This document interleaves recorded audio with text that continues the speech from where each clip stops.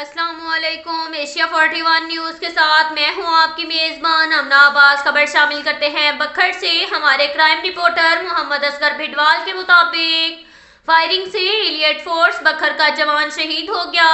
شہید کانسٹیبل محمد بوٹا C93 elite force بکھر میں اپنی ڈیوٹی سر انجام دے رہا تھا۔ شہید کانسٹیبل کو پکی نہر خانسر روڈ پر نامعلوم ملزمان نے فائرنگ کر کے شہید کر دیا۔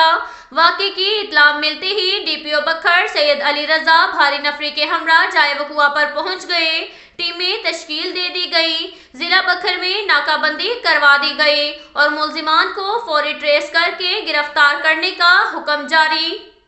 اس کے ساتھ ساتھ ایک اور خبر شامل کرتے ہیں بکھر سے۔ ہمارے کرائم رپورٹر محمد اصغر بھٹوال کے مطابق تھل کے شناختی کارڈ MPA ملک غضنفر عباس چینا کا دست راست اور سابق کونسلر مشتاق ساندھی احساس کفالت سینٹر منکیرا سے ساتھی عابد پاولی کے ہمراہ لوٹ مار کرتے پکڑے گئے۔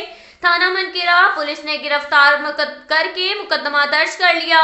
عابد پاولی چینا سوشل میڈیا UC لتن کے انچارج ہیں، جبکہ مشتاق ساندھی LSO میں NRSP کے پروجیکٹ چلاتے آ رہے ہیں۔